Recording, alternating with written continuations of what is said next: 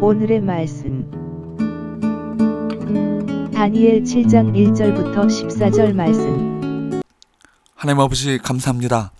12월을 시작하는 첫날 이 아침에도 주님 앞으로 우리를 불러주셔서 말씀과 함께 시작하게 하시니 감사합니다. 이 시간에도 주님의 은혜를 사모함으로 주님 앞에 나온 우리 모두에게 주님의 세미한 음성을 들려주옵시고 말씀을 통해 새 힘을 얻고 세상에서 승리하는 삶을 살게 하여 주옵소서. 예수님의 이름으로 기도합니다. 아멘. 할렐루야. 성교회 성도 여러분, 하나님의 은혜와 평강이 여러분 삶 가운데 넘쳐나길 축복합니다. 오늘 우리에게 주신 하나님의 말씀은 다니엘서 7장 1절에서 14절 말씀입니다. 다니엘 7장에서 12장까지의 말씀은 다니엘이 직접 받은 4대 묵시를 담고 있습니다. 오늘 본문인 다니엘 7장은 다니엘 2장과 표면적으로 대단히 유사합니다. 2장에서 우리는 역사에 대한 계시가 담긴 느부갓네살의 꿈과 그 해석을 살펴보았습니다. 7장에서도 비슷한 종류의 환상이 등장하는데 이것은 다니엘이 하나님의 종으로서 보았던 역사에 대한 환상이었습니다. 그래서 2장과 7장은 비슷한 내용을 다루고 있어도 관점에서는 차이가 있는 것입니다. 7장에는 2장보다 역사에 대한 계시가 좀 더 보충되어 등장합니다.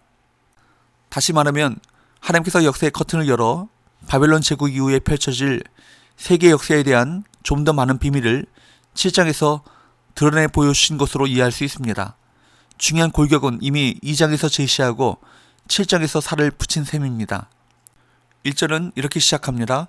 1절, 바벨론 벨사살 왕 원년에 다니엘이 그 침상에서 꿈을 꾸며 머릿속으로 환상을 받고 그 꿈을 기록하며 그 일의 대략을 진술하니라.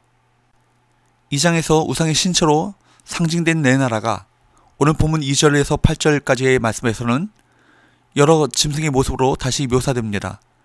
이 환상이 벨사살 왕 원년에 나타났다는 것이 흥미롭습니다. 5장에서 보았듯이 벨사살 왕은 하나님을 경외하기는커녕 오히려 모독했던 인물입니다. 그런 그 시대에 환상이 나타났다고 하는 이러한 사실은 하나님을 믿지 않고 알지 못하는 사람도 하나님의 주권 하에 있음을 보여줍니다. 이 하나님의 환상이 세상의 권력자에게는 숨겨졌습니다. 반면 사람들에게 이신 존재 같았던 하나님의 사람 다니엘에게는 보였습니다. 환상의 내용이 2절부터 나옵니다. 다니엘은 밤에 환상을 보는데 하늘의 네 바람이 바다로 불더니 큰 짐승 넷이 바다에서 나옵니다. 이 네 짐승은 그 당시 네 왕국을 상징하는데 이 세상 통치자들의 악한 일면을 드러내고 있습니다.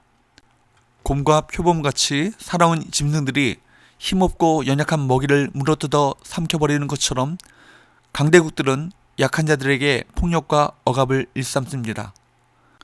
그렇게 사람들의 눈에는 막강한 힘을 행사하는 제국과 제국의 열왕들이 엄청나게 두려운 존재이지만 반면에 하나님의 눈에는 한낱 짐승에 지나지 않음을 알려줍니다. 짐승들이 사냥꾼에게 사로잡히는 것처럼 언젠가 하나님께서 정하신 때가 되면 세상의 모든 악한 자들이 멸망하며 또 그들이 쫓았던 가치와 방식도 하나님의 심판을 받게 될 것입니다.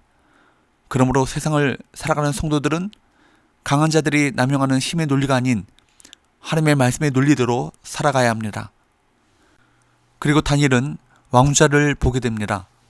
9절, 내가 보니 왕자가 놓이고 옛적부터 항상 계신 이가 좌정하셨는데 그의 옷은 희기가 눈 같고 그의 머리털은 깨끗한 양의 털 같고 그의 보좌는 불꽃이요 그의 바퀴는 타오르는 불이며 그 환상에서 다니엘은 왕이 앉으신 보좌를 보게 되는데 이 보좌는 왕이신 하나님께서 심판하시는 자리입니다. 여기 옛적부터 항상 계시니라는 표현은 하나님께서 영원하신 분이라는 뜻입니다. 보좌는 불꽃이요 그의 바퀴는 타오르는 불이며 불이 강처럼 흘러서 그 앞에 나온다는 것은 하나님의 임재를 묘사하는 전형적인 표현입니다. 10절은 하나님을 섬기는 천사의 존재를 보여줍니다. 그를 섬기는 자는 천천히요 그 앞에 모셔 선 자는 만만이라는 표현은 매우 많은 천사가 그를 보좌한다는 뜻입니다. 이제 하나님께서 심판의 기준이 되는 측들로 왕과 나라들을 심판하십니다. 권력자들이 통치하는 당대에는 그가 최고이고 그의 권세가 막강하여서 영원할 것처럼 여겨질지 모르겠습니다. 그러나 9절 10절 말씀과 같이 그들은 옛적부터 항상 계신 이에게 심판받을 존재에 지나지 않습니다. 그러므로 우리는 상황과 사건에 좌우되어 낙심하거나 반대로 교만하여 내가 잘나서 이런 주목을 받는구나 하고 착각하지도 말아야 합니다. 하나님의 비전과 뜻을 보는 사람은 지치지도 흔들리지도 않습니다. 13절과 14절 내가 또 밤 환상 중에 보니 인자 같은 이가 하늘 구름을 타고 와서 옛적부터 항상 계신 이에게 나아가 그 앞으로 인도되매 그에게 권세와 영광과 나라를 주고 모든 백성과 나라들과 다른 언어를 말하는 모든 자들이 그를 섬기게 하였으니 그의 권세는 소멸되지 아니하는 영원한 권세요 그의 나라는 멸망하지 아니할 것이니라. 세상의 악한 통치자들이 하나님께 심판을 받는다는 사실은 믿음으로 살아가는 성도들에게 위로와 격려가 됩니다. 이 심판은 예수 그리스도께서 이 땅에 다시 오실 때 완전히 성취될 것입니다. 예수님께서 구름을 타고 오시는 인자로 표현된 것은 그분이 세상 끝날에 당신의 백성을 모으시기 위해 왕으로 오실 것을 의미합니다. 인자 같은 이 예수 그리스도는 다니엘 2장 34절에서 큰 세상을 무너뜨려 흔적도 없이 사라지게 한 손대지 아니한 돌, 뜨인 돌과 같습니다. 궁극적으로 이 환상은 흥망성쇠를 겪는 세상의 모든 권세와 권력, 제국을 하나님께서 친히 통치하고 계심을 보여줍니다.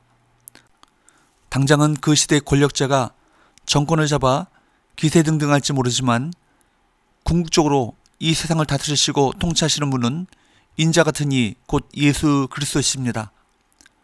그렇습니다. 그리스도의 권세는 영원하여 그가 통치하시는 나라는 견고합니다. 마지막 14절은 예수 그리스도께서 이 세상을 다스리시고 회복시키실 것을 예언합니다. 예수 그리스도께서 십자가에서 죽으시고 부활하심으로 우리가 구원을 받아 그 나라에 거하며 살리라는 놀라운 축복을 보여주시는 것입니다. 이것이 우리의 소망이요 낙심하지 말아야 할 근거입니다. 힘들고 어려운 상황에서 세상적으로는 성공하지 못하고 주목받지 못한다 할지라도 또 사람들이 우리의 성실과 노력을 알아주지 않는다 해도 흔들리지 마십시오. 하나님께서 통치하심을 믿고 나가십시오. 우리가 주님만 바라보고 묵묵히 나갈 수 있는 이유는 하나님 나라가 영원할 것을 믿기 때문입니다. 기도합시다. 하나님 아버지, 이 세상의 모든 권력과 권세는 다 무너지고 예수 그리스도의 나라, 하나님 나라가 이 땅에 올 것을 믿습니다. 항상 하나님 나라를 소망하게 하시고 하나님께서 통치하심을 믿고 신뢰하면서 하나님의 뜻을 따라 행하는 저희들 되게 하여 주옵소서. 우리 주 예수 그리스도의 이름으로 기도합나이다. 아멘.